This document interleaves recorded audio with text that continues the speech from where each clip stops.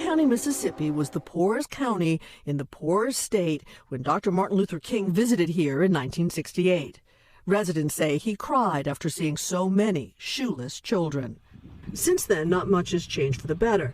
Half of the young adults here are unemployed, part of the legacy of slavery and racism. This is Cotton Street. Now a pastor, Michael Giselle was 14 when Dr. King visited. Well, it's not quite the poorest county anymore, but it's right there at the bottom. We're still there. So 55 years later, NBC News is taking a look at one factor in persistent poverty: illiteracy. Could your parents read? My mother, she went to 8th grade and had to quit school. My father went to about 3rd grade.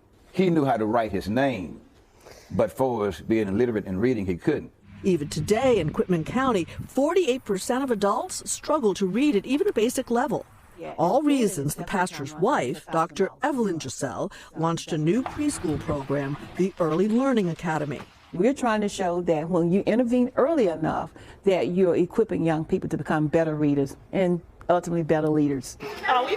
The idea is simple: a souped-up version of Head Start, with high-quality teachers, small classroom size, and a curriculum highly successful in getting kids ready to read.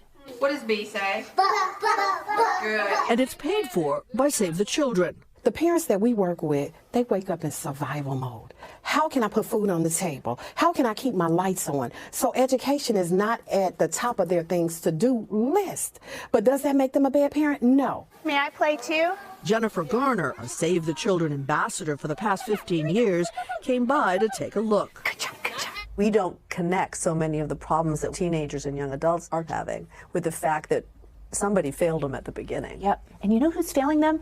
We are. As a society, the government should be funding programs like Early Learning Academy, not just here in Mississippi, but all over the country. Whatever you do not give me a hug. Garner herself grew up in West Virginia and is a vocal advocate for children who live in rural America.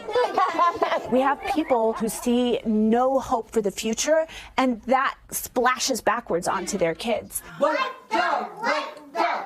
do you see? One goal, giving kids the skills they'll need to succeed in kindergarten. If you have not developed those skills and you get to kindergarten, it might be really frustrating for you. And over time, that can lead kids to give up on reading and handcuff them in poverty. If you're educated, you can stand. If you're illiterate, you walk with your head down. When you see those little 3-year-olds over there, the brightness of their face, it tells you that these kids can go anywhere with a helping hand. The pastor says these kids give him hope that Quitman County is getting ready to rise. Cynthia McFadden, NBC News, Quitman County.